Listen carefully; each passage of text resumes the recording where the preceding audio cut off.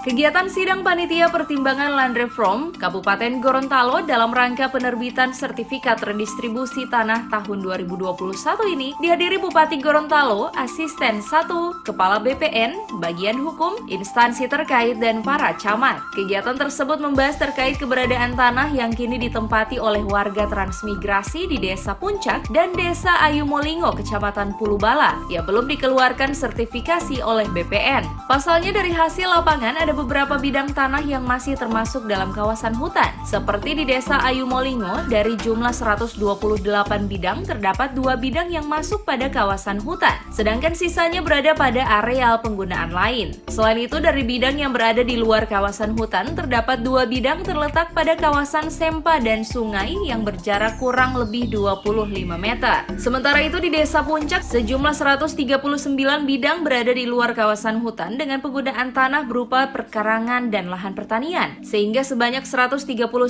bidang telah sesuai ketentuan.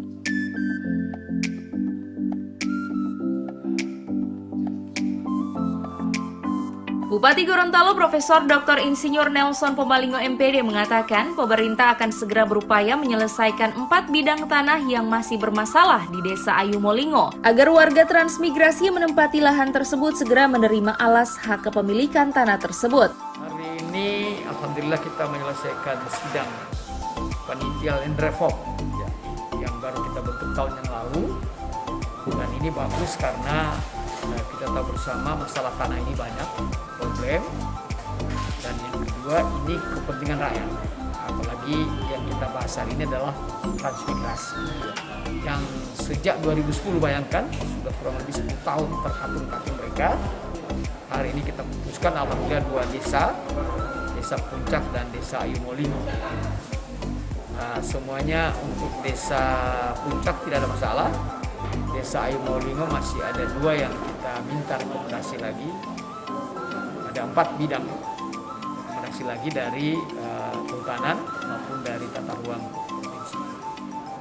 Yang lain tidak ada masalah. Sehingga insya Allah dengan begitu akan kita proses sertifikatnya, sehingga masyarakat punya hak milik yang benar, punya legalitas, dan itu memberikan semangat mereka untuk hidup, membangun dirinya dan membangun desanya.